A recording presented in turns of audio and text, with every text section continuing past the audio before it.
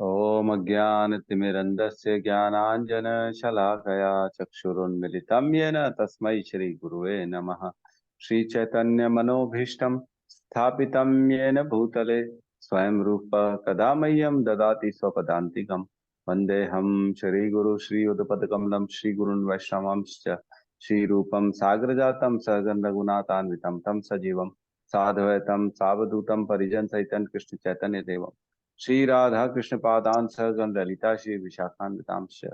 हे कृष्ण करुणा सिंधु दीन बंधु जगतपते गोपेश गोपिका कांता राधा कांत नमस्तुते। तप्त कांचन गौरांगी राधे वृंदावनेश्वरी वृषभानु सुते देवी प्रणमामि हरि प्रिये। वाञ्छाकल्पतरुभ्यश्च कृपा सिन्धुभ्य एव च पतितानां पावनेभ्यो वैष्णवेभ्यो नमो नमः। नमो विष्णुपादाय कृष्णपृष्ठाय भूतले श्रीमते भक्ति वेदांत स्वामी इति नामिने नमस्ते सरस्वते देवे गौरवाणी प्रचारिणे निर्विशेष शून्यवादी पाश्चात्य देश तारिणे। जय श्री कृष्ण चैतन्य प्रभु नित्यानंद श्री अद्वैत गदाधर श्रीवासादि गौर भक्त वृंद। हरे कृष्णा कृष्णा कृष्णा हरे हरे हरे राम राम राम हरे कृष्णा। हरे जी कृष्णा। माता जी। जी प्रभु। हरे कृष्णा। सभी भक्तों को हरे कृष्णा। पहला भगवान नाम के प्रचार में जीवन समर्पित करने वाले महाभागवतों की निंदा करना। दूसरा, क्यों ब्रह्मा आदि देवों के नाम को भगवान के समान अथवा उससे स्वतंत्र समझना। तीसरा, गुरु की अवज्ञा करना अथवा उन्हें साधारण समझना। चौथा, वैदिक शास्त्रों अथवा प्रमाणों का खंडन करना। पांचवा, हरे कृष्ण महामंत्र की जप की महिमा को काल्पनिक समझना। छठा, पवित्र भगवान नाम में अर्थवाद का आरोप करना। सातवां, नाम के बल पर पाप करना। आठवां, हरे कृष्ण महामंत्र के जप को वेदों में वर्णित एक शुभ सकाम कर्म कांड के समान समझना। नौवां, अश्रद्धालु व्यक्ति को हरि नाम की महिमा का उपदेश करना। 10वां, भगवान नाम के जप में पूर्ण विश्वास न होना और इसकी इतनी अगाध महिमा श्रवण करने पर भी भौतिक आसक्ति बनाए रखना। इस प्रकार भगवान नाम का जप करते समय पूर्ण रूप से सावधान न रहना भी अपराध है। प्रत्येक वैष्णव व्यक्ति को चाहिए कि इस 10 प्रकार के अपराधों से सदा बचकर रहे ताकि श्री कृष्ण के चरण कमलों में परम शीघ्र प्राप्त हो जाए, जो मनुष्य जीवन का परम लक्ष्य है। हरे कृष्णा प्रभु। हरे कृष्णा। बहुत बहुत धन्यवाद माता जी। तो 10 नाम अपराध में ध्यान रखना। जन्म का लक्ष्य जो है कृष्ण के चरणों की प्राप्ति है ना। मनुष्य जन्म का परम लक्ष्य। ठीक है। तो प्रवेश करते हैं हम अपनी भगवत गीता की कक्षा में। कल हमने 13वें अध्याय का 20वां नंबर श्लोक लिया था साथ में। ठीक है। तो मैं एक बार श्लोक रिपीट कर रहा हूँ। ठीक है। प्रकृतिम पुरुषम चैव विद्धि अनादि उभयपि विकारांश गुणांश्चैव वृद्धि प्रकृति संभवान। अर्थ, प्रकृति तथा जीवों को अनादि समझना चाहिए। उनके विकार तथा गुण प्रकृति जन्य हैं, है ना। तो यहाँ से हमने चर्चा की कि प्रकृति और पुरुष का वर्णन चालू हो रहा है।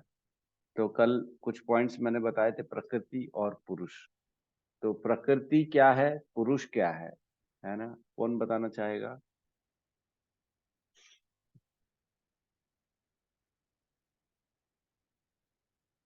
बताइए, कोई बताएगा प्रकृति क्या है, पुरुष क्या है?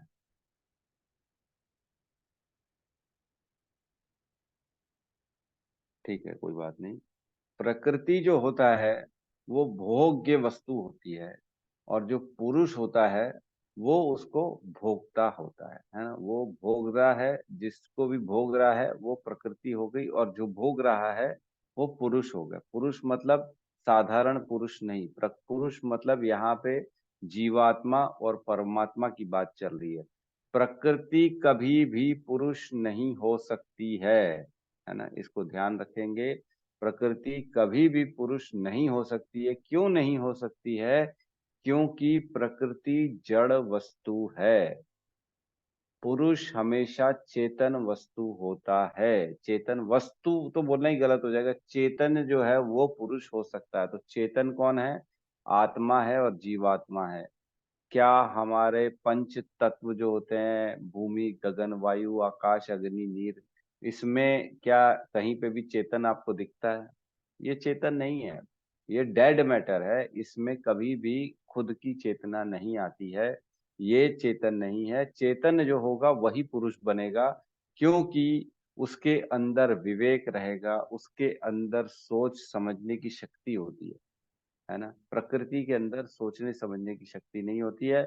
वो तो आदेशों का पालन करती है। जो प्रभु के आदेश होते हैं उस हिसाब से प्रकृति अपना पालन, अपना उनको ये फ्री विल दी नहीं गई है। उनको कोई कोई फ्री विल नहीं, फ्री विल सिर्फ जीवात्मा के पास है। तो इस श्लोक में प्रकृतिम पुरुषम च एव, दोनों का वर्णन है, प्रकृति और पुरुष। तो यहाँ पे पुरुष का मतलब है जीव आत्मा। दोनों को, प्रकृतिम पुरुषम च एव, दोनों वृद्धि अनादि उभावपि, मतलब दोनों के दोनों अनादि हैं, है ना। दोनों को जो है ना, जिनका शुरुआत कभी किसी को मालूम नहीं, तब से मानो। ऐसा नहीं है कि कुछ टाइम पहले उत्पन्न हुई फिर खत्म हो जाएगी, ऐसा नहीं है। दोनों को तुम अनादि मानो। और विकारांश गुणांश एव, इनके विकार और इनके गुण दोनों के, वो कहाँ से जानो? प्रकृति संभवाम, ये सब प्रकृति के द्वारा किया गया खेल है ना।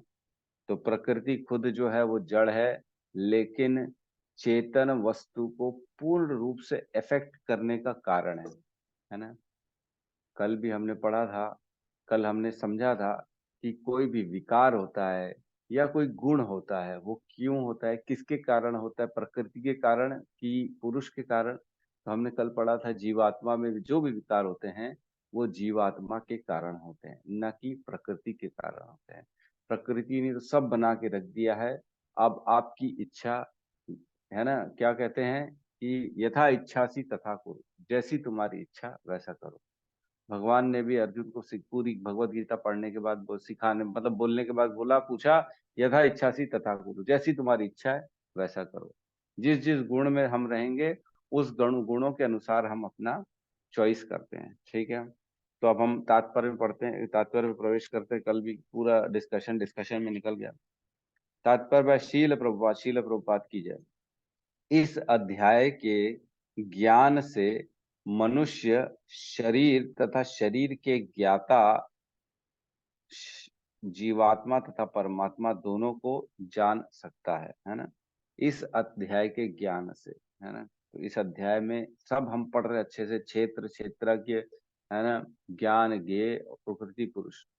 मतलब कौन कौन से दो हमने पढ़ा क्षेत्रज्ञ, जो इस क्षेत्र को जानते हैं, एक तो आत्मा और एक परमात्मा। दोनों कंट्रोलर हैं, एक छोटा कंट्रोलर है, एक परम कंट्रोलर है। दोनों के अब गुण भी हमने जाना कि परमात्मा के क्या क्या गुण हैं, आत्मा के क्या गुण है। आत्मा के अनादि काल से भगवान का अधीन है आत्मा, जीवात्मा, है ना। भगवान परम है। और परमात्मा के कितने सारे हमने गुण को पढ़े, उनके बहुत सारे हाथ हैं, पैर हैं, सर्वत्र हैं, फैले हुए हैं। और वो परम कंट्रोलर हैं। और वो विभाजित लगते हैं, लेकिन वो सब अलग अलग में, मतलब उनका रूप अलग है और सब जगह एक समान स्थित हैं। और भी हमने पढ़ा था, वे समस्त प्रकाशमान वस्तुओं के प्रकाश स्रोत हैं। वो भौतिक अंधकार से परे हैं। और क्या पढ़ा हमने? परम सत्य जड़ तथा जंगम समस्त जीवों के बाहर तथा भीतर स्थित हैं। सूक्ष्म होने के कारण वो हमारे इंद्रियों से ज्ञान गोचर नहीं है, हम नहीं देख पाते उनको। वो हमारे निकट हैं और हम तो भी उनको नहीं समझ पाते हैं। और वो सभी इंद्रियों के मूल स्रोत हैं। वो समस्त जीवों के पालन करता है और प्रकृति के गुणों से परे हैं। ये सब हमने इनके भगवान के गुणों के बारे में पढ़ा था, है ना। अब बता रहे हैं, इस ज्ञान से हम दोनों को अच्छे से जान सकते हैं, जो कि हम जान गए हैं, कोशिश कर रहे हैं जानने की। शरीर क्रिया क्षेत्र है और प्रकृति से निर्मित है। अब ये इंपॉर्टेंट चीज है कि शरीर जो है ना वो क्रिया क्षेत्र है, शरीर के द्वारा ही सारी क्रियाएं होती हैं और वो प्रकृति के द्वारा ही उत्पन्न होता है, प्रकृति के तत्वों से ही बनता है शरीर। तो अब थोड़ा सा हम चलते हैं 7.4 और 7.5 में, वहां पे चर्चा करते हैं। 7.4 में कहते हैं भगवान, है ना, भूमिरेव भूमिरापो अनल वायु वायु खम मनो बुद्धिरेव च अहंकार इति ये में भिन्ना प्रकृतिर अष्टथा। मतलब पृथ्वी, जल, अग्नि, वायु, आकाश, ये तो पांच तत्व हो गए। उसके बाद हो गए मन, बुद्धि, अहंकार, ये सूक्ष्म तत्व हो गए। ये 8 प्रकार से विभक्त मेरी भिन्ना अपरा प्रकृतियां हैं। तो ये भगवान की क्या है, अपरा। अब थोड़ा सा ध्यान देना, ये प्रकृति है, अपरा प्रकृति है, इसको प्रकृति के अंतर्गत माना जाएगा। मन, बुद्धि, अहंकार, पृथ्वी, जल, अग्नि, वायु, आकाश, ये आठों चीजों को प्रकृति मानना है हमको। प्रकृति है ये भगवान की, और इससे इसी से बनता है शरीर। राइट, शरीर इन्हीं सबसे बना है, और किससे बना है? ठीक है, उसके बाद वाला जो श्लोक है 7.5, इसमें कहा गया है, हे महाबाहु अर्जुन, इसके अतिरिक्त मेरी एक अन्य पराशक्ति है जो उन जीवों से युक्त है जो इस भौतिक अपरा प्रकृति के साधनों का विदोहन कर रही है। तो भगवान बता रहे हैं मेरी इसके अलावा एक और परा प्रकृति है, पराशक्ति है जो कि विदोहन कर रही है। तो श्लोक को एक बार पढ़ते हैं 7.05 को। इसमें कहते हैं, अपरा इयम इति तु अन्याम प्रकृतिम वृद्धि में पराम।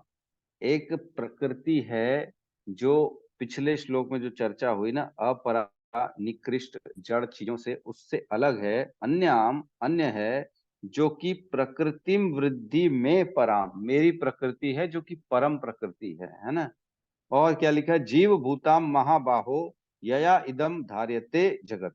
इसमें क्या है, जीवात्मा है महाबाहो, इसमें जीवात्मा है जो कि जीते हैं और जो कि अपना उनका विदोहन कर रहे हैं, और उनको जो है ना धार्यते जगत, इस जगत में विचरण करते हैं, प्रकृति को विदोहन करते हैं और विचरण करते हैं। तो क्या मतलब हुआ इसका, कि एक और अपरा प्रकृति जो पिछले श्लोक में बताया, उसके अलावा भगवान की एक और परा प्रकृति है जो कि जीवात्माओं के युक्त है और जो इस अपरा प्रकृति का विदोहन कर रही है।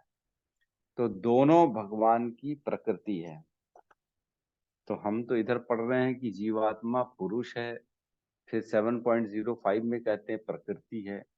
तो कल भी हमने चर्चा की थी कि जब हम परमात्मा की बात करेंगे ना, तो जीवात्मा भी प्रकृति हो जाएगी, है ना। लेकिन जब हम जीवात्मा की बात करेंगे तब ये प्रकृति ही प्रकृति रहेगी, वो पुरुष हो जाएंगे। ठीक है, इसका थोड़ा सा डिफरेंस समझिएगा। तब उस समय भोक्ता कौन हो जाएगा, जीवात्मा, जब हम उसकी चर्चा करेंगे। जैसे कि हमने कल भी चर्चा की कि एक ही पुरुष है, वो कभी किसी का भाई है, किसी का पिता है, कभी किसी का पुत्र है, लेकिन है तो एक ही ना। उसी प्रकार वो जीवात्मा जो है ना, भगवान की नजर में वो प्रकृति हो जाएगी, लेकिन जीवात्मा खुद भी चेतन वस्तु है, इसलिए जीवात्मा की नजर में जो है बाकी प्रकृति सिर्फ प्रकृति रहेगी, वो खुद पुरुष हो जाएंगे। ठीक है, ठीक है, इसमें थोड़ा सा जो है ना समझने में दिक्कत जा सकती है, कोई बात नहीं। ठीक है, पढ़ते हैं, समझ में आ जाएगा धीरे धीरे।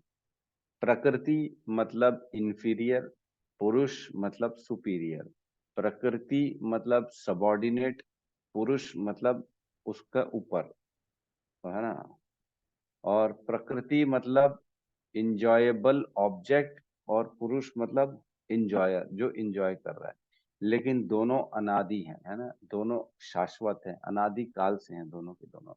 प्रकृति में क्या क्या आ सकता है, मन, बुद्धि, अहंकार, पंच तत्व, ये सारे प्रकृति में आएंगे।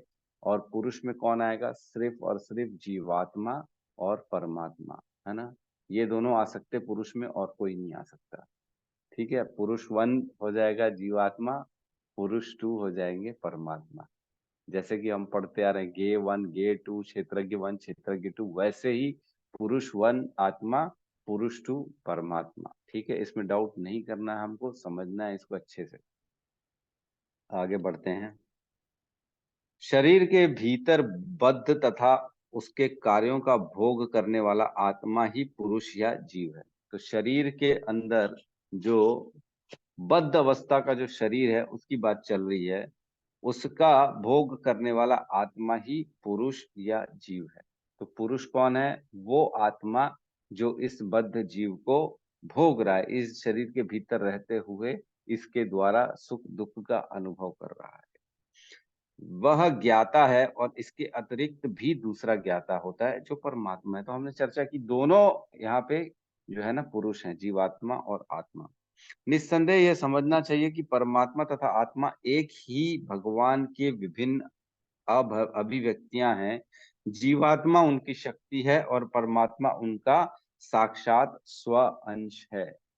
तो दोनों के दोनों भगवान के अंश हैं, जीवात्मा चाहे परमात्मा। परमात्मा भगवान का स्व अंश है और आत्मा जो है भगवान का विभिन्न अंश है ना। एक डायरेक्ट एक्सपेंशन है भगवान का, और एक बहुत दूर से छोटा सा निकला हुआ एक्सपेंशन है। कैसे है ना। परमात्मा भगवान का हम देखते हैं विष्णु स्वरूप होता है, विष्णु एक्सपांशन, पहला पुरुष अवतार जो होता है विष्णु, महाविष्णु। फिर उनसे होते हैं गर्भोदक्षाई विष्णु, गर्भोदक्षाई विष्णु से होते हैं क्षीरोदक्षाई विष्णु, और क्षीरोदक्षाई विष्णु स्वयं जो हर जगह प्रवेश करते हैं वो परमात्मा कहलाते हैं। और जीवात्मा भगवान की तटस्था शक्ति है, जो कि भगवान दृष्टिपात करते हैं इस जब प्रधान में, तब महतत्व जब बनता है तब दृष्टिपात करते हैं, तब जाके जीवात्माएं इस सृष्टि में प्रवेश करती है ना। तो दोनों का अस्तित्व कैसे बना इसको समझना है। एक डायरेक्ट अंश है और एक भगवान का विभिन्न अंश है। ठीक है। प्रकृति तथा जीव दोनों ही नित्य हैं, ये हमने पढ़ा। दोनों नित्य हैं, प्रकृति और जीव अनादि हैं, शाश्वत हैं दोनों। तात्पर्य यह है कि वे सृष्टि के पहले से विद्यमान हैं।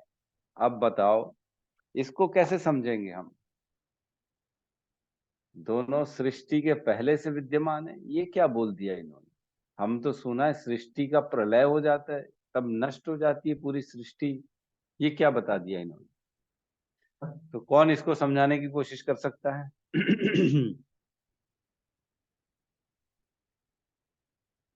एनीवन? यस। सत्यम प्रभु, गौतम प्रभु, वेरी गुड। चलिए सत्यम प्रभु को चांस दिया जाता है, बताइए सत्यम प्रभु। प्रभु जी, ऐसा मतलब ऐसा बताया गया था ना कि जैसे भले ही सृष्टि नष्ट हो जाती है लेकिन वो गर्भोदक्षाई विष्णु के गर्भ में जितने भी जीव हैं वो सारे रहते हैं। और फिर जैसे ही नई सृष्टि बनती है, मतलब जब श्वास छोड़ते हैं और नई सृष्टि बनती है, तो वही जीव जो है कर्मों के अनुसार फिर भेजे जाते हैं वापस। तो जीव का नष्ट तो नहीं होता है प्रभु जी। जीव तो समझ में आ गया, आपने बता दिया एकदम ठीक है। प्रकृति को कैसे समझे? दोनों अ, नहीं, उसका नहीं पता प्रभु जी। अच्छा। इतना आसान थोड़ी है। ठीक है, जी। आप बताइए गौतम प्रभु, प्रकृति के बारे में क्यों लिखा है इन्होंने? जीव के बारे में तो बता दिया। प्रभु जी, प्रकृति भी जब प्रलय आती है तो प्रकृति प्रकृति भी नष्ट हो जाती है, पूरा पानी ऊपर तक भर जाता है। फिर जैसे एज इट इज, मतलब भगवान के अंदर सभी चले जाते हैं। फिर जब फिर सृष्टि जब बनता है, भगवान जब दृष्टिपात करते हैं, मतलब प्रधान सारे जो होते हैं भगवान दृष्टिपात करते हैं, उसके बाद फिर वापस प्रकृति बनता है प्रभु जी। हाँ मतलब बिल्कुल ठीक है। मतलब इसको थोड़ा सा ठीक है, आपने मतलब कंसेप्ट एकदम सही है प्रभु जी का। म्यूट कर लीजिए प्रभु जी, हल्ला हो रहा है आपका। तो कंसेप्ट एकदम सही है प्रभु जी का। प्रकृति जो होती है हमने पढ़ा ऑलरेडी, प्रधान से बनती है प्रकृति। और प्रधान कहाँ से आता है? स्वयं भगवान प्रदान करते हैं ब्रह्मा जी को, है ना। प्रधान से सृष्टि बनती है। जब प्रकृति विनष्ट हो जाती है, ये ब्रह्मांड पूरा विनष्ट हो जाता है, तो कहाँ चला जाता है? ये भी चला जाता है दोबारा महाविष्णु के रोमकूपों में। हमने पढ़ा है, रोमकूपों से, उनके एक एक रोम से एक एक ब्रह्मांड उत्पन्न होता है जब वो सांस छोड़ते हैं। और जब दोबारा सांस लेते हैं तो उनके ब्रह्मांड सारे के सारे वापस उनके रोमकूपों में वापस चले जाते हैं। तो इसका मतलब ये है कि कभी ये विनष्ट नहीं होती है, ये बनती अव्यक्त व्यक्त अव्यक्त व्यक्त अव्यक्त व्यक्त ऐसा होता रहता है। कुछ समय के लिए व्यक्त रूप में आएगा, फिर दोबारा अव्यक्त हो जाएगी, फिर कुछ समय के लिए व्यक्त रूप में आएगी, फिर अव्यक्त हो जाएगी। तो इसको ना अब थोड़ा सा हम समझते हैं, जैसे एक जीवात्मा है, उसका जीवन जो है वो जन्म और मृत्यु, इसके बीच में उसका जीवन है। और इस बीच में वो ये प्रकृति में व्यक्त रूप में आता है, और मृत्यु हो जाती है। अगला जब तक उसको जीवन नहीं मिलता है तब तक वो अव्यक्त रहता है। फिर अगला जीवन उसको सपोज करो कुत्ते का मिला, फिर जितना जीवन मिला जन्म और मृत्यु, ये उसकी व्यक्त अवस्था हो गई। फिर मृत्यु के बाद अव्यक्त हो गया। फिर उसको जब जीवन मिला, कौन सा, सपोज करो देवता योनि में चला गया, वो सूर्य लोक या कोई भी चला गया देवता योनि में। फिर वो व्यक्त हो गया और देव योनि में बहुत लंबा जीवन, बहुत काल तक जीने के बाद फिर अव्यक्त हो गया, फिर उसका शरीर छूट गया। फिर उसको दोबारा जीवन मिला असुर योनि में, नीचे की योनियों में, सब नीचे के लोकों में, तल वितल सुतल तलातल महातल रसातल पाताल, कहीं पे भी मिल गया। फिर वहां व्यक्त अवस्था हुई। तो इस प्रकार व्यक्त अव्यक्त व्यक्त अव्यक्त व्यक्त अव्यक्त हमारा जीवन चलता आया है। अब ये तो रहा हमारा जीवन, है ना। ये हमारा जीवन जो है ना, ब्रह्मा के एक, मतलब ब्रह्मा जी के एक जीवन जो है 100 साल के जीवन में अनेकों अनेकों अनेकों बार आता है। ठीक है। ब्रह्मा जी का 100 वर्ष का जो जीवन है, वो ब्रह्मा जी की व्यक्त अवस्था हो गई। जब ब्रह्मा जी जितने समय व्यक्त रहते हैं तो वो हो गया उनके 100 साल, जिसमें ये ब्रह्मांड जो है ना बनता है और ब्रह्मांड विनष्ट हो जाता है। तो ब्रह्मांड एक व्यक्त हुआ, ब्रह्मांड एक एक जीवन ब्रह्मांड का हुआ व्यक्त। फिर वो ब्रह्मांड विनष्ट होकर महाविष्णु के गर्भ में चला गया। फिर दोबारा से एक और ब्रह्मांड निकला, उसी का नया स्वरूप, फिर व्यक्त हुआ, फिर अव्यक्त होके दोबारा महाविष्णु के गर्भ में चला गया। फिर तीसरा ब्रह्मांड निकला, फिर व्यक्त हुआ, फिर अव्यक्त होके दोबारा महाविष्णु के गर्भ में चला गया। इन सब में हम थे, क्या हम सोच सकते हैं कितने समय से हम व्यक्त अव्यक्त वाला खेल चल रहा है। ब्रह्मा जी आए गए, हम थे, आज भी हम इस संसार में हैं। मतलब अनादि काल से हम ये सब कर रहे हैं, भटक रहे थे अनादि काल, अनंत कालों से हम इसी ब्रह्मांडों में, अलग अलग ब्रह्मांडों में, अलग अलग ब्रह्मा के अंडर में, अलग अलग योनियों में, और हो सकता है हम किसी और भी ब्रह्मांड में पहले रहे हों जो अब इस ब्रह्मांड में आ गए हैं। तो लेकिन तब हमने ये ज्ञान नहीं मिला। ये ज्ञान धीरे धीरे धीरे धीरे धीरे धीरे कर्मों के द्वारा, जैसे कहते हैं ना, क्या, कौन सा श्लोक है, बहुनाम जन्मनाम अंते ज्ञानवान माम प्रपद्यते वासुदेवम सर्वम इति स महात्मा सुदुर्लभ। बहुत बहुत जन्मों के बाद, बहुनाम जन्मनाम अंते, बहुत जन्मों के बाद, हाँ सांस लेने की पड़ेगी, इतने जन्म हो गए, बहुनाम जन्मनाम अंते ज्ञानवान माम प्रपद्यते। जब ज्ञान मिलता है धीरे धीरे धीरे धीरे धीरे, तब फिर वो मेरी शरण में आता है ना। तो कितने जीवन, थोड़ा थोड़ा थोड़ा थोड़ा ज्ञान मिला होगा। कभी जीवन में 0.1%, किसी योनि में किसी 0.1%, किसी योनि में ½ %, किसी योनि में 1.5%। तो वो इकट्ठा होता है। भक्ति कभी नाश होती नहीं। हमने जाना है कि नेह अभिक्रम नाशो अस्ति प्रत्यवायो न विद्यते सुअल्पमसि धर्मस्य त्रायते महतो भयात्। मतलब ये ज्ञान जो है कभी नष्ट नहीं होता है, ये जुड़ता जाता है, जुड़ता जाता है, जुड़ता जाता है, जुड़ता जाता है, फिक्स डिपॉजिट में जुड़ता जाता है, जुड़ता जाता है, जुड़ता जाता है। तो हर योनि में किसी में आपने 1 पैसे का कमाया होगा भक्ति, किसी जीवन में 1%, किसी जीवन में 8 आना, किसी पर जीवन में 4 आना, किसी जीवन में 5 पैसा, किसी जीवन में 2 पैसा, किसी जीवन में 1 पैसा इकट्ठे होते होते होते होते होते जब थोड़ा सा परिपक्व हो जाता है, मतलब 10, 20, 25% तक पहुंच जाता है, तब हमारी ये औकात होती है कि हम भगवान के ये ज्ञान को ग्रहण कर सकें। समझ पा रहे हैं ना? मेरे ख्याल से थोड़ा सा डिफिकल्ट होगा, लेकिन जब तक देखो एलिजिबिलिटी नहीं होती ना, तब तक ये ज्ञान आता नहीं है। एलिजिबिलिटी कैसे आएगी? किसी जीवन में आपने 2 बार राम का नाम लिया होगा, किसी जीवन में 1 बार कृष्ण का नाम लिया होगा, किसी जीवन में एक महाप्रसाद ले लिया होगा, किसी जीवन में आपने कुछ ग्रहण किया होगा। पाप तो अनंत कर रहे होंगे, हमने अनंत कोटि पाठ पाप कर रहे हैं, तो उसको भोगते भोगते भोगते भोगते पाप किए, इतने गंदे गंदे पाप किए कि हमारे 1000 योनियां हमारे को जानवरों की मिल गई। तो हमारा जो पुण्य था, जो भक्ति थी, पुण्य नहीं भक्ति थी, वो हमारी सेफ डिपॉजिट में डिपॉजिट पड़ी रहेगी बैंक के लॉकर में। अब वो 1000 योनियां हम पाप के कारण अलग अलग योनियों में भोग के आएंगे, फिर एक मनुष्य जीवन मिलेगा। तो वो जो फिक्स डिपॉजिट थी वो एज इट इज दोबारा हमको मिली। तो थोड़ा सा हमने फिर भक्ति का काम किया, टिंच भक्ति कर ली, किसी के साथ रहते हुए सुन लिया कीर्तन, तो उसमें जुड़ गई। लेकिन इतने सारे पाप किए कि फिर 10,000 20,000 योनियां हमको अलग अलग गंदी गंदी योनिया में जाना पड़ा, कीड़े मकोड़े पतंगे ये सब बनना पड़ा। तो ऐसे धीरे धीरे धीरे धीरे जब एकत्रित होती है भक्ति, तब आप ये ज्ञान को ग्रहण करने के काबिल बनते हो, और आपके जीवन में भगवत गीता का प्रवेश होता है, कृष्ण का प्रवेश होता है। हो मेरा तो सर चकरा जाता है ये सब सोच सोच के, ये सब दिमाग लगा के ये क्या हो रहा है, कैसी परिस्थिति में फंसे हुए हैं हम। सोचिए, सोचने का बहुत जरूरी है इसको सोचना, ठीक है। तो प्रकृति तथा जीव दोनों ही नित्य हैं, ठीक है। इसमें तात्पर्य यह है कि वे सृष्टि के पहले से विद्यमान है ना। ये अब इसमें और ज्यादा डिस्कशन नहीं करते। यह भौतिक अभिव्यक्ति परमेश्वर की शक्ति से है, और उसी प्रकार जीव भी है, किंतु जीव श्रेष्ठ शक्ति है। तो हमने पढ़ा जीव श्रेष्ठ है, और बाकी में चेतना नहीं होती, इसलिए वो जो है ना सबॉर्डिनेट है, वो सुपीरियर नहीं है ना। जीव तथा प्रकृति इस ब्रह्मांड के उत्पन्न होने के पूर्व से विद्यमान है, ये भी हमने पढ़ लिया कैसे विद्यमान है ना। प्रकृति तो महाविष्णु में लीन हो गई, और जब इसकी आवश्यकता पड़ी तो यह महातत्व के द्वारा दोबारा प्रकट हुई, हमने चर्चा कर ली। इस प्रकार से जीव भी उनके भीतर रहते हैं, और चूंकि वे बद्ध हैं, अतः वे परमेश्वर की सेवा करने से विमुख हैं।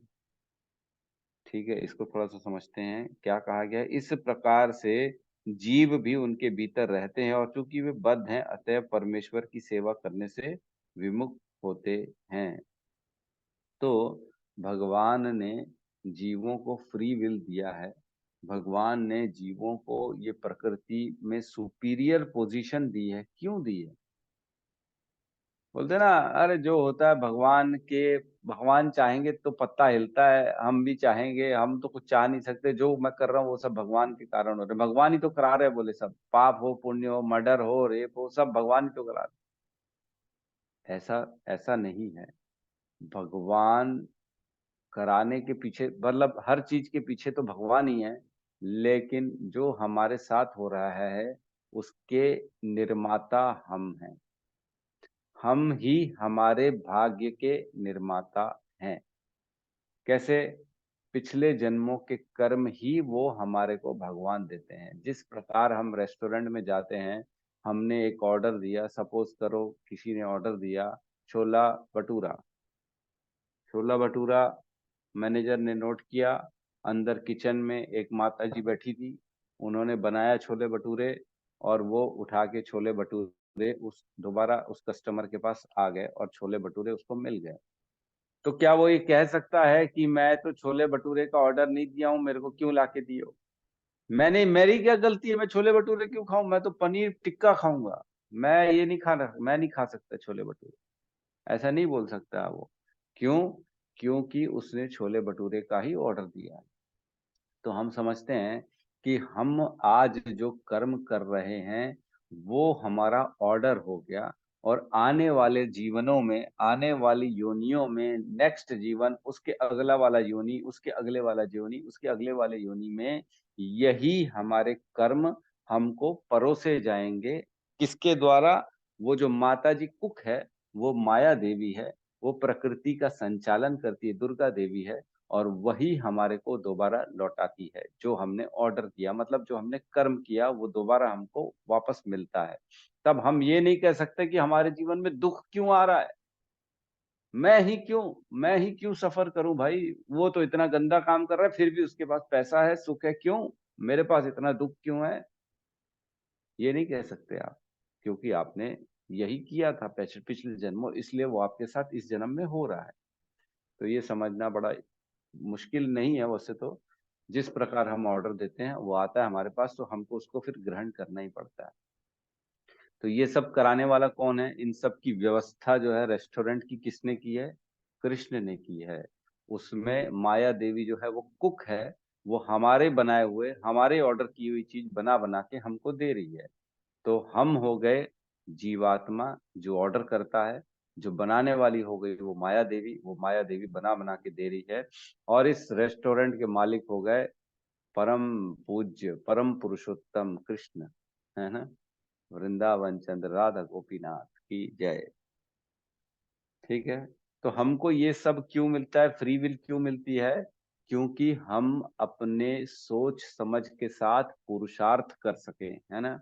हम कुछ अगर करना चाहते हैं, हम, हमारी एक्चुअल में ना, देखो जो बद्ध होता है ना, वो भाग्य के हिसाब से जीता है। लेकिन जो थोड़ा सा भी किसी की शरणागति में आ जाता है, भक्त बन जाता है, या भगवान के ज्ञान को ग्रहण करता है, वो अपने भाग्य को बदल सकता है ना। वो चाहे तो अपने सुख दुख को कम कर सकता है।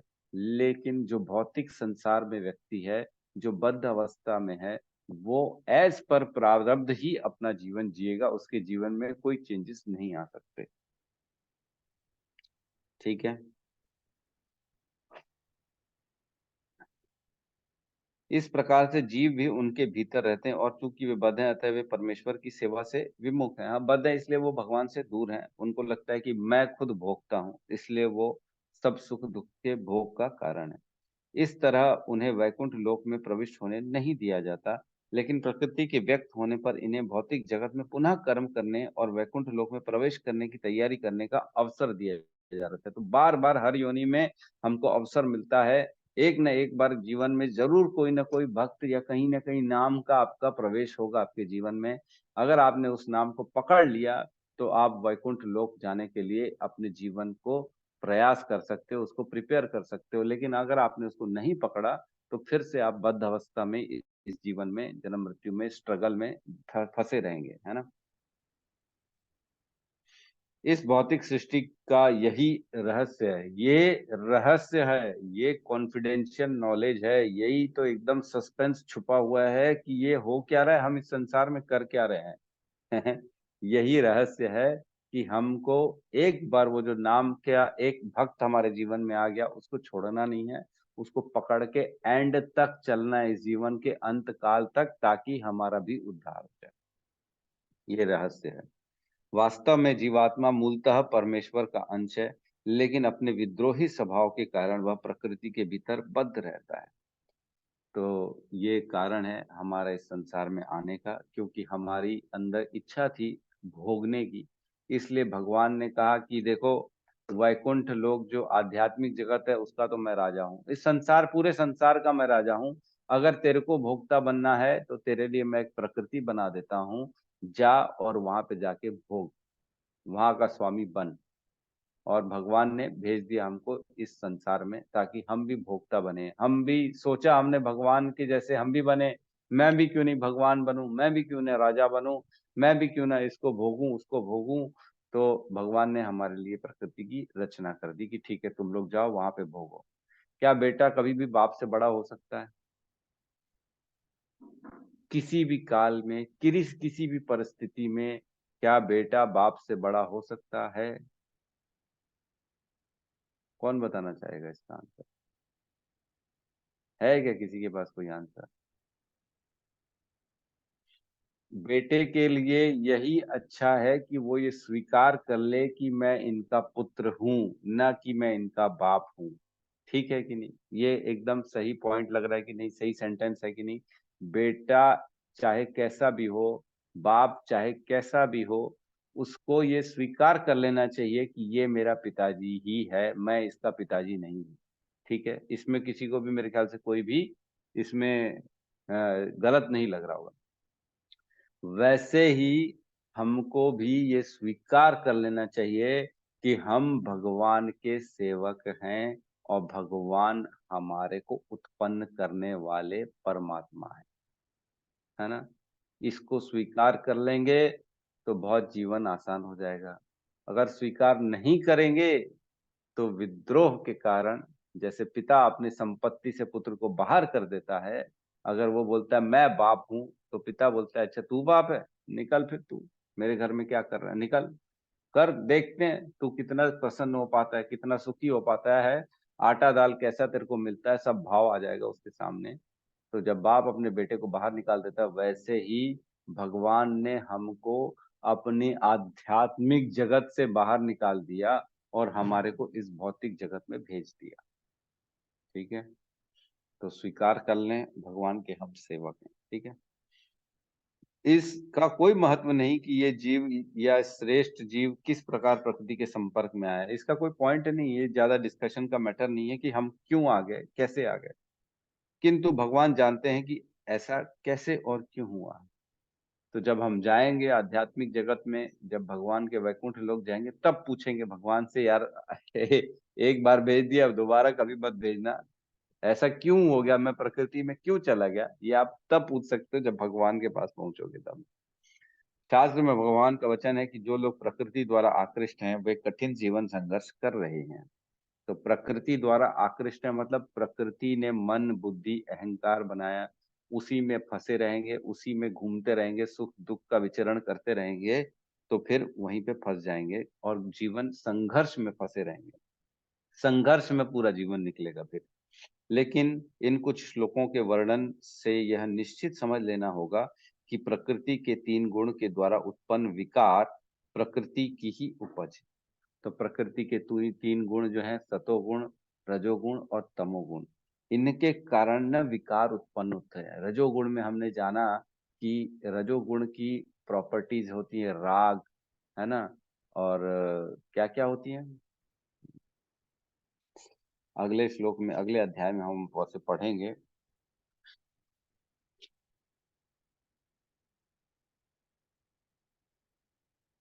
हाँ, श्लोक नंबर 14.7 में देखेंगे, है ना। इसमें कहा है रजोगुण की उत्पत्ति अब असीम आकांक्षाओं तथा तृष्णाओं से होती है और इसी के कारण यह देहधारी जीव सकाम कर्मों में बंध जाता है। तो रजोगुण का प्रॉपर्टीज जो होती है, रजोगुण जो है ना, मूलतः किसको कहते हैं, संग, संग होता है उसके अंदर, बड़ी इच्छा होती है परिवार का संग हो, मेरे बच्चे हो, मेरी पत्नी हो। तृष्णा होती है उसके जीवन में भौतिक चीजों पाने की, उत्पन्न बड़ी आकांक्षा रहती है, मैं ये पाऊं, मैं अच्छा ऑफिसर बन जाऊं, मेरा बड़ा बंगला हो, मेरी बड़ी गाड़ी हो। और राग होता है उसके जीवन में, स्त्री पुरुष का आकर्षण, उसको लगेगा मेरी गर्लफ्रेंड हो, मेरा ये हो, मेरा वो हो, फलाना ढिकाना। तो ये जो होता है ना, विकार होते हैं गुणों के।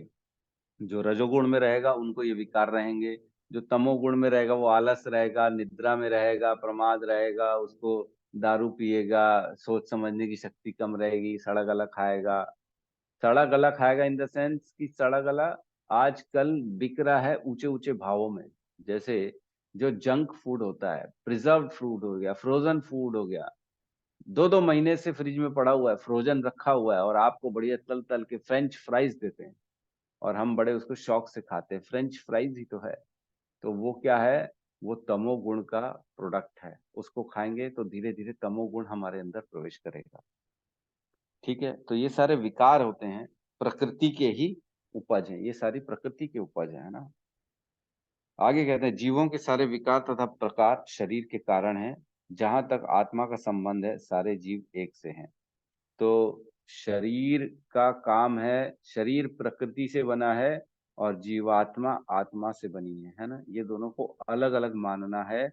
लेकिन जब इस संसार में आता है तो जीवात्मा प्रकृति शरीर के साथ बंध जाता है और उसी के अंदर रहते हुए अपनी चेतना का विस्तार करता है और शरीर के माध्यम से सुख दुख का भोग भोगता है।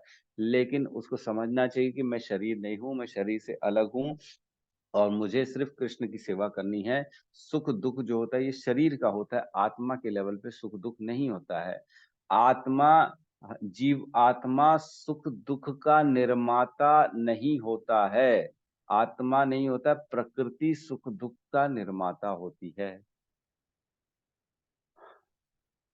समझ में आ रहा है कि नहीं? भारी जा रहा है मेरे को लग रहा है ये। चलो ठीक है, हम इतना जितना समझ में आया ठीक है, कोई बात नहीं। बस ये समझना, प्रकृति में आत्मा कभी भी सुखी नहीं हो सकती। ये बस पॉइंट समझ लेना कि इस प्रकृति में, इस भौतिक प्रकृति में, संसार में रहते रहते आत्मा कभी भी सुखी नहीं रह सकती जब तक वो भगवान की शरण नहीं ग्रहण कर लेता। जैसे ही वो भगवान की शरण ग्रहण कर लेता है तो वो कहाँ चला जाता है? हमने 9वें अध्याय में पढ़ा था कि वो देवी प्रकृति की आश्रय में चला जाता है। कौन सा श्लोक था 9वें अध्याय का?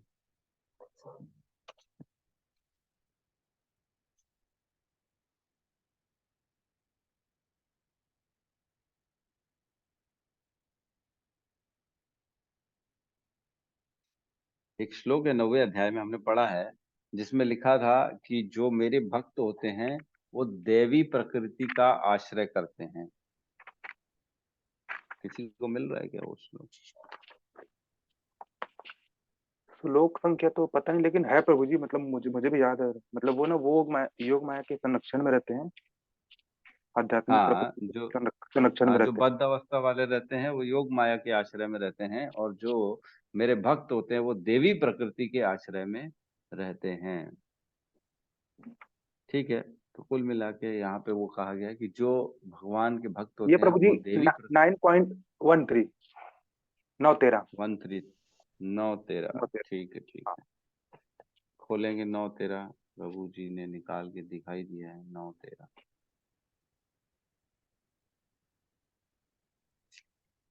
9-13 है ना, पेज नंबर 344। यहाँ कहते हैं, महात्मान अस्तु माम पार्थ देवीं प्रकृतिम आश्रितः भजन्त्या अनन्य मनसो ज्ञात्वा भूत आदिम अव्ययम।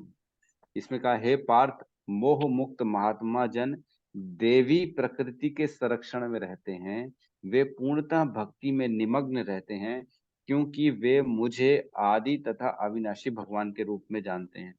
तो जिसने भगवान की शरण शरण ग्रहण कर ली है और भगवान को ही सब कुछ मानता है और भगवान में पूर्ण रूप से श्रद्धा रखता है और उनकी पूजा भक्ति करता है, तो भगवान क्या करते हैं? उसकी फाइल अपने पास मंगा लेते हैं, उसको इस दुर्गा देवी से बाहर कर देते हैं, माया से उसको अलग कर देते हैं और उसको अपनी स्वयं की जो खुद की, जो भगवान की देवी प्रकृति जिसको कहते हैं, उसके आश्रय में लगा देते हैं। एक होती योग माया, एक होती महामाया। योग माया ही देवी प्रकृति होती है, तो योग माया के संरक्षण में आ जाता है वो आदमी जो भगवान की भक्ति करता है। ठीक है, किसी का कोई प्रश्न है तो हम ले सकते हैं। हरे कृष्ण प्रभु जी। जी प्रभु जी, हरे कृष्ण। एक क्वेश्चन भी है और एक रियलाइजेशन भी है। तो पहले मैं क्वेश्चन पूछूं कि अपना रियलाइजेशन शेयर करूं? हाँ हाँ, पहले क्वेश्चन पूछना। ठीक है प्रभु जी। आ, जैसे कि आपने बताया कि ये भौतिक सृष्टि में, मतलब एक प्रकार से कहना चाहिए, एक लाइन में, ये दुखों का घर है, दुख आलय है। तो हालांकि थोड़ा बहुत तो मुझे पता है, लेकिन थोड़ा मैं कंफ्यूज हो रहा हूँ। ये जैसे हम लोग डिस्कशन कर रहे हैं, ये तो पृथ्वी की बात है, लेकिन इसके ऊपर भी जो 7 लोग रहते हैं, जैसे कि सतलोक है, ब्रह्मलोक है और अलग अलग दिव्य लोक है, तो वो भी एक प्रकार से दुखों का घर है, क्योंकि वहाँ वहाँ भी जन्म मृत्यु है ना। हम्म जीवों का आना जाना लगा रहता है। तो वहां भी एक प्रकार हम्म। से सुख नहीं है ना प्रभु जी? मतलब कहीं ना कहीं उन लोग भी दुखी रहते हैं किसी न किसी कारण से। हालांकि उनका जो दुख है वो अलग टाइप का हो सकता है, लेकिन वो सुखी नहीं है, कहना चाहिए एक प्रकार से नहीं, बद्ध है। ऐसा नहीं है, ऐसा नहीं है, ऐसा नहीं है, इसमें फर्क है। देखो, हमने पहले भी चर्चा की थी जो भगवत धाम का रास्ता होता है ना, एक तो होता है डायरेक्ट भगवान की भक्ति करो, और एक तो होता है ग्रेजुअल भी, ऊपर ऊपर ऊपर ऊपर जाके पहले आप ऊपर के लोकों में जाओगे, स्वर्ग लोक में, उसके ऊपर महर लोक में, उसके ऊपर तप लोक में, जन लोक में, फिर भगवान ब्रह्म लोक में, फिर वहां से भगवान के भगवत धाम जाओगे। तो जो ऊपर के लोकों में है ना, जो स्वर्ग लोक तक तो सिर्फ भोगी लोग जाते हैं, जिनको खाली भोग भोगना है, उनको मजे करने जीवन में, वो स्वर्ग लोग जाते हैं। लेकिन उनके ऊपर के जो लोग है ना, वो थोड़े से डिवाइन ज्यादा होते हैं। वहां पे तपस्वी लोग जाते हैं, वहां पे जो ज्ञानी लोग होते हैं, ध्यानी लोग होते हैं, जो ध्यान में रहते हैं, जो ब्रह्म से जिनका रंध्र से निकल जाता है ना आत्मा, प्राणों को छोड़ते हैं, वो ऊपर के लोकों में चले जाते हैं। तो वहां पे जो लोग हैं ना, वो भोगी लोग कम जाते हैं, तपस्वी लोग ज्यादा जाते हैं। तो वहां पे भी ऐसा नहीं है कि सिर्फ दुखी है, वो लोग ज्ञानी हैं, उनको ज्ञान है। वहां पे तपस्या कर रहे हैं वो लोग, अनंत कालों समय समय से तपस्या कर रहे हैं। तो वहां पे भी भगवान का आश्रय रहता है, भक्ति रहती है। ऐसा नहीं कह सकते कि भक्ति नहीं रहती। आगे कहिए।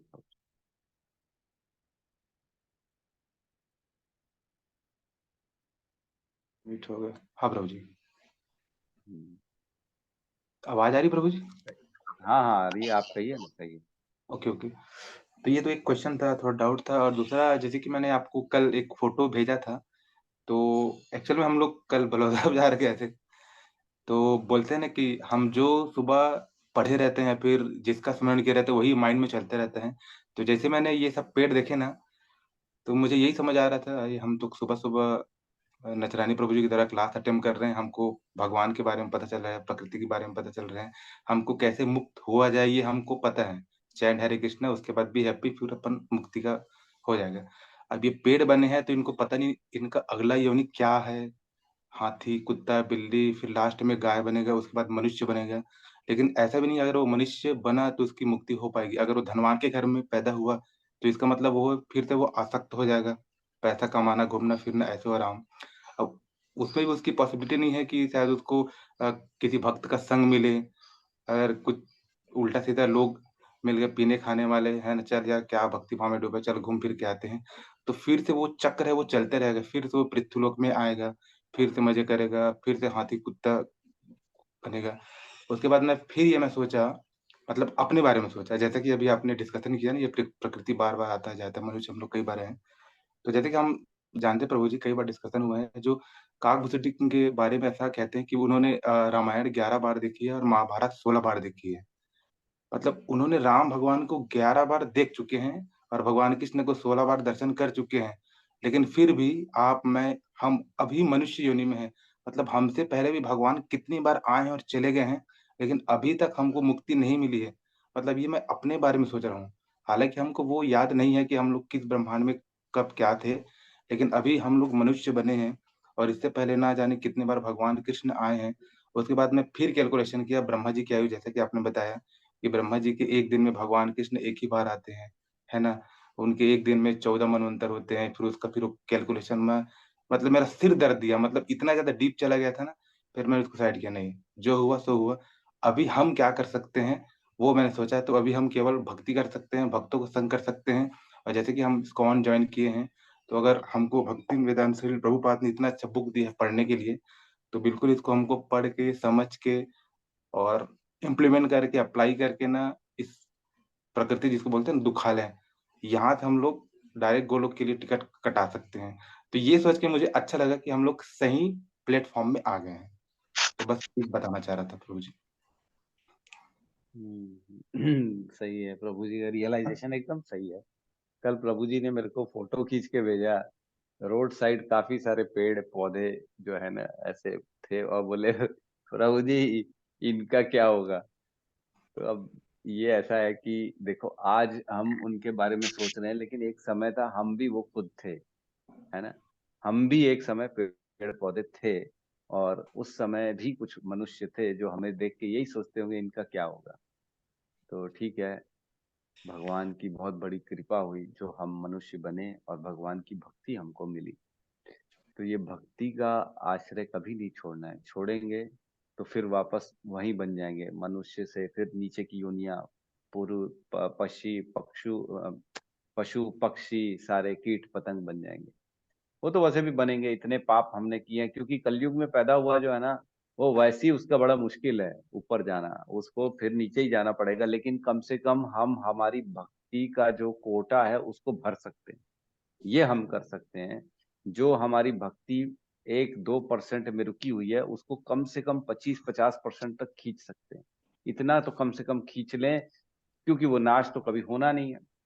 जब इतना कोटा हमारे पास रहेगा तो ये निश्चित रहेगा कि आने वाली कुछ योनियों में, कुछ जन्मों में, हो सकता है 50-100 जन्मों में हम भगवत धाम चले जाएं। ये हो सकता है, या अगर कृपा रही किसी गुरु आचार्य की तो इसी जन्म में भगवत धाम चले जाएंगे। लेकिन ये इसको छोड़ना नहीं है। यस राहुल प्रभु, कहिए कुछ। हरे कृष्ण प्रभु जी, दंडवत प्रणाम। हरे कृष्णा। जी प्रभु जी, जैसे इस पे लिखा है प्रकृति तथा जीव दोनों ही नित्य है, मतलब प्रभु जी ये प्रकृति और जीव भी अनादि काल से है प्रभु जी, है ना, ये जो बोल रहे हैं। तो यही तो हम हाँ, समझा रहे हैं, और क्या। प्रभु जी लेकिन एक्चुअल में कंफ्यूजन हुआ। प्रकृति का अर्थ क्या है, मतलब मैं प्रकृति के अर्थ से मतलब यहाँ के जो पेड़ पौधे झरने पहाड़ और जो भी खाद्य है उसको ही मैं प्रकृति समझ रहा हूँ। एक्चुअल में प्रकृति है क्या प्रभु? देखो, प्रकृति हमने अभी पढ़ाया आपको, प्रकृति है। अभी 7.04 श्लोक खोलो फिर से दोबारा आप। आपने 7वें श्लोक में थे हमारे साथ कि नहीं थे प्रभु जी थे लेकिन याद नहीं है यार। आप? 7.04 खोलो। अभी तो वही खुलवाया था, पढ़वाया था हमने, है ना, पेज नंबर 269। इसमें कहा है, क्या कहा है देखो, पृथ्वी, जल, अग्नि, वायु, आकाश, मन, बुद्धि और अहंकार, ये 8 प्रकार की विभक्त मेरी भिन्न अपरा प्रकृतियां हैं। ये जो प्रकृति है ये 8 चीजों की बनी हुई है, और ये अपरा प्रकृति है, मतलब निकृष्ट है, ये छोटे लेवल की प्रकृति है। और एक हायर लेवल की जिसको परा प्रकृति कहते हैं, वो नेक्स्ट श्लोक में बताया गया 5वें में, कि वो जीवात्माएं हैं। तो प्रकृति, जो ये 8 चीजें हो गई, वो प्रकृति है। जो आप ये पेड़ पौधे देखते हो ये प्रकृति नहीं है, ये जीवात्माएं हैं। इनको प्रकृति देखना हमको बंद करना चाहिए, है ना। प्रकृति सिर्फ कौन है? जल, अग्नि, पृथ्वी, पत्थर, पेड़, पेड़ नहीं, पत्थर, जल, अग्नि और वायु, हवा, आकाश, मन, बुद्धि, अहंकार, ये है प्रकृति, है ना। पेड़ पौधे नहीं है प्रकृति, वो तो जीवात्माएं हैं, वो तो स्वयं आपके और हमारे जैसे ही हैं। भगवान कहते हैं ना, मामेव अंश जीव लोक जीव भूत सनातन, सारे जीव मेरे अंश हैं। आप में और एक पेड़ में कोई अंतर नहीं है। सिर्फ अंतर है तो कपड़ों का अंतर है। उसने एक पेड़ का कपड़ा पहना है और आपने एक जो है मनुष्य का कपड़ा पहना है। तो अपने आप को, ठीक है, ये बहुत अच्छा किस्मत वाला मानना चाहिए कि मैंने एक मनुष्य का कपड़ा पहना है, क्योंकि मनुष्य के कपड़े में चेतना सबसे ज्यादा होती है, और बाकी कपड़ों में चेतना ढक जाती है, अंदर का प्रकाश ढका रहता है। वो बेचारे समझ नहीं पाते हैं सुख दुख क्या है, प्रश्न नहीं कर सकते, उनको अकल नहीं रहती है, वो सूझबूझ नहीं दिखा सकते, वो अपने भविष्य की चिंता नहीं कर सकते, वो सुख दुख का अनुभव इतना ज्यादा नहीं कर सकते, वो अपने आप को दुखी से सुखी नहीं बना सकते। ये सारी चीजें हैं, है ना। तो अपने आप को बहुत ही सौभाग्यशाली समझें। जी और जो हम्म, ठीक है, आपका क्वेश्चन का आंसर मिल गया आपको। जी प्रभु जी, और जैसे फिर सृष्टि क्या है प्रभु जी? है, सृष्टि। देखिए, प्रकृति समझ गए आप क्या है? जी जी प्रभु जी, प्रकृति समझ। है ना। सृष्टि, प्रकृति में सब कुछ मिला जुला के, जीवात्माएं, पेड़ पौधे, मनुष्य और सारी चीजों को मिला के जिसको बोला जाता है वो हो गई सृष्टि, है ना। तो इस संसार ऐसा। सृष्टि, सब मिला के सृष्टि हो गई। और प्रकृति मतलब जो खाली जीवात्माओं को छोड़ के बाकी चीजें हैं ना, वो हो गई प्रकृति। जैसे पेड़ का शरीर जो है ना, मतलब पेड़ के अंदर अगर जीवात्मा को आप हटा देंगे, पेड़ में अगर लकड़ी देखते हैं तो वो प्रकृति हो गई। मनुष्य का जो शरीर है, शरीर बना है पंच धातु से, वो पंच धातु प्रकृति हो गए, है ना। मन बुद्धि अहंकार प्रकृति हो गई, है ना। तो ये थोड़ा सा गहराई में जाना पड़ेगा समझने के लिए। और जब सब चीज मिला के आप देखते हो तो वो हो गई सृष्टि। ठीक है, कैसे बीज से पेड़ निकल रहा है, ये सृष्टि हो गई। कैसे हो रहा है, इनका सबका सृजन हो रहा है।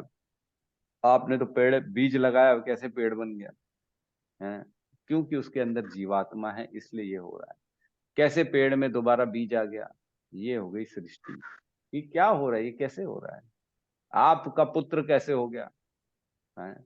आपका आप से पुत्र कैसे उत्पन्न हो गया? ये सब जो है ना, ये चलायमान है, सृष्टि चलायमान है, धीरे धीरे धीरे धीरे अलग हो रही है। मतलब हमने पढ़ा है कि जीवन में 6 प्रकार के जो होते हैं ना परिवर्तन आते हैं।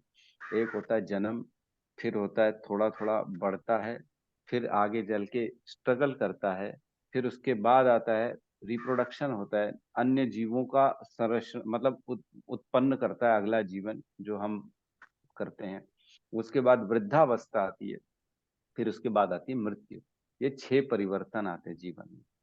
ठीक है, तो ये पूरा जीवन है, और ये इस पूरे जीवन को जीते जीते इस प्रकृति में जब जीते हैं तो इसको पूरा कंप्लीट पैकेज को सृष्टि कहा जाता है।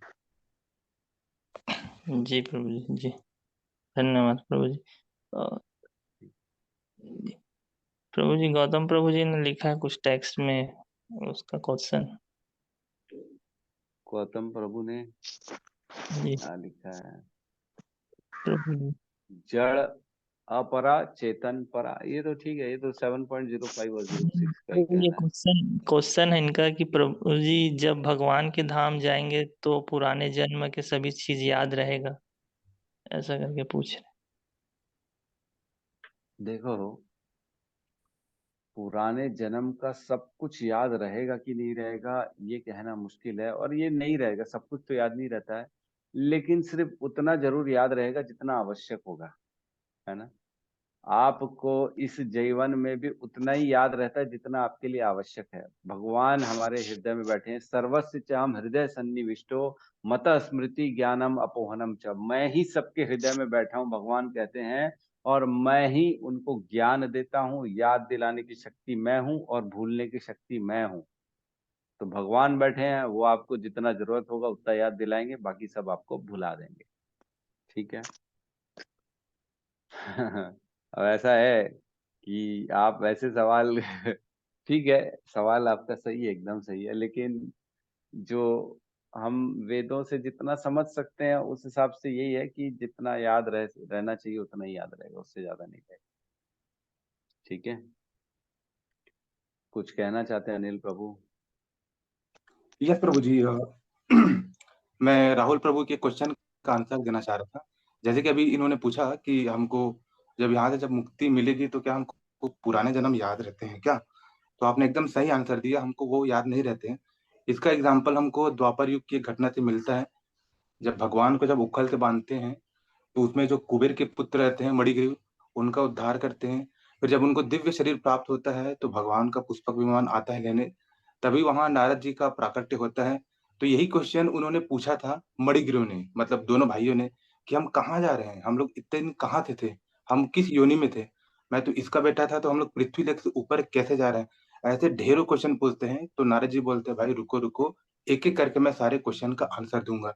तो उन्होंने पूरा स्टोरी बताया कि आप कहाँ थे, क्या थे, आपको किससे श्राप मिला, कैसे हुआ, कैसे भगवान मतलब उखल से बांधे थे और आप 2 वृक्ष बन गए थे और भगवान कृष्ण के द्वारा उद्धार हुआ। तो ये पूरा स्टोरी उन्होंने बताया था, तब उनको मतलब पता चला कि वो पृथ्वी लोक में कभी थे, अभी उनकी मुक्ति हुई रिसेंटली भगवान श्री कृष्ण के द्वारा। और नारद जी ने वो पूरा घटनाक्रम बताया कि तुमको श्राप मिला था, इसी वजह से तुमने जो पुरानी जो स्मृति थी, वो विस्मृत हो गए हैं। तब उनको पता चला कि हाँ, हम लोग श्रापित थे। तो जब उस जीवन में जाते हैं तो पूरी जो घटनाएं हैं सब भी विस्मृत हो जाती है प्रभु जी। मतलब ये मतलब रियल है, भागवतम में भी इसका उल्लेख। देखिए, आप एक चीज समझ के चलिए, जिस दिन आप मुक्त होंगे ना, उस दिन आपको ये बहुत सारी योनियां ना एक सपने की तरह लगेगी। राइट। ऐसा लगेगा कि अब मैं सपने से जागा हूँ। अरे इतने समय तक मैं नींद में था, सपने में था, मैं ये क्या कर रहा था। तो ये सब कुछ जो हो रहा ना, ये एक स्वप्न के समान लगेगा आपको आगे चल के। तो ठीक है, ये सब होता रहेगा। एक छोटा सा अनाउंसमेंट था, एक पिक्चर लगी है 695 जो कि राम जन्मभूमि पे है, और वो पिक्चर मैंने कल देखी है, और मैं सबसे रिक्वेस्ट करूंगा कि वो पिक्चर देखनी चाहिए। क्यों देखनी चाहिए? क्योंकि उसमें आपको ये दिखेगा कि कितना हमारे सनातनियों ने उसमें अपना अपना योगदान दिया है, कितने लोगों ने अपनी जानें दी हैं ये राम जन्मभूमि के लिए, कितना हमारे जो धर्म परंपरा में आए जितने गुरु थे, आचार्य थे, उन्होंने कितना कितना ज्यादा स्ट्रगल किया है। तो देखना चाहिए, देखिए, समझ में आएगा कि मंदिर और मंदिर बनाना कितना मुश्किल हो गया आज की डेट में। सोचो, मंदिर नहीं रहेंगे तो पूजा कहाँ होगी, भक्ति कैसे करेंगे। कितना लोगों ने अपना जीवन तक दे दिया हम जैसे लोगों के लिए मंदिर बने, ताकि हम जैसे पतित लोग, जो अधर्मी, जो पापी लोग हैं, वो ऐसे मंदिर में प्रवेश कर सकें जहाँ पे राम का जन्म हुआ था। वहां जाएं, वहां जाएंगे तो भक्ति ही मिलेगी हमको। ऐसा वातावरण दिया उन्होंने, कितना बलिदान दिया उन्होंने। ये सब चीजों को देखना चाहिए, हमको समझना चाहिए कि कितनी इम्पोर्टेंट है भक्ति, कितना इम्पोर्टेंट है हमारे जीवन में राम और कृष्ण। ये देखेंगे तब समझ में आएगा। तो देखिए, एक बार जरूर जाके देखिए, मेरी विनती। हरे हरे ठीक कृष्ण है, प्रभु जी। 2 मिनट ठीक है। खाली प्रभु जी, एक एक सेकंड खाली। प्रभु जी, कल हमको भगवान राम जी का अक्षत मिला। हाँ, अक्षत मिला, जो पूजन का अक्षत रहता ना, वो मिला था, और कुछ फोटो मिले थे हाँ घर में। और प्रभु हरे जी, बोल। हमारा हमारा एक कंफ्यूजन है। भगवान कृष्ण के तो हम जैसे नीचे 4 बार पैरों की आरती करते, फिर 2 बार, फिर 5, 3 बार मुख की, तो फिर 7 बार। फिर भगवान जगन्नाथ का भी हम जगन्नाथ से मूर्ति लेकर आए थे, गए थे, तो उनको अलग से करना चाहिए कि हो गया, एक साथ हो गया? नहीं नहीं, अल्टर में रखा हुआ है ना साथ में, जी जी जी, बाजू में। बाजू में, तो उनपे भी थोड़ा करना चाहिए, दोनों पे करना अ- मतलब उनको अलग से घुमाने का, भगवान कृष्णा का पहले फिर बाद में। जी प्रभु जी, चाहिए। यही मेरे को समझना था। धन्यवाद प्रभु जी। मैं बोलते भगवान का ही रूप है, तो मैं सोचती थी कृष्ण भगवान का हो गया तो भगवान जगन्नाथ का हो गया। इसलिए फिर मेरे को आज मेरे मन में आया, पूछूंगी प्रभु जी से कि क्या करना चाहिए, मुझे तो कुछ मालूम भाई, नहीं। है तो उन्हीं का रूप है और जी उन्हीं का विस्तार है, इसमें कोई शक नहीं है। लेकिन दोनों आपने अलग अलग रखे हुए हैं ना अपने पास, आपने एक तो नहीं रखा हुआ, दोनों रखे हुए हैं, तो दोनों का करिए। उसमें भी तो भगवान है, इसमें भी भगवान है, दोनों में भगवान जी प्रभु है। जी, धन्यवाद प्रभु जी। जैसे हमारे यहाँ राधा गोपीनाथ की युगल विग्रह है, भगवान कृष्ण और राधा रानी का, और एक हमारे घर में छोटे से गोपाल है, लड्डू गोपाल। तो जी मैंने अगर कृष्ण का कर दिया, इसका मतलब ये थोड़ी है कि लड्डू गोपाल का भी कर दिया, तो उनका भी सेवा तो करनी पड़ेगी। हाँ प्रभु जी, वही कंफ्यूज होते थे, बोलते भगवान का किया, कृष्ण का हो गया, तो सबका हो गया, सबका हो गया करके वो दिमाग में था। फिर कल मेरे दिमाग में आया, मैं बोला प्रभु जी को पूछती हूँ ना, मेरा कंफ्यूजन दूर हो गया। बाकी तो सब भगवान को ऐसे घुमा देते हैं पूजा होने के बाद में, ये आरती। ठीक है, ठीक है। तो सब यहाँ पे क्लास को धन्यवाद प्रभु क्लोज जी, करते हैं। आपका बहुत बहुत धन्यवाद। बहुत बहुत धन्यवाद। सब मिलके हरे कृष्ण महामंत्र का जाप कर लेते हैं। हरे हरे कृष्णा हरे हरे कृष्णा कृष्णा हरे कृष्ण कृष्णा कृष्ण कृष्ण हरे कृष्ण हरे, हरे हरे हरे, राम हरे राम हरे राम राम राम हरे राम हरे। हरे। सभी सभी भक्त की वृंद भक्त की वृंद जय। की जय जय। जय जय। जगत गुरु जगत श्रील गुरु श्री प्रभुपाद की जय। प्रभुपाद की जय। कौन जय। प्रेमानंदे। हरि हरि हरि बोल बोल। हरि हरि बोल। हरि हरि हरि।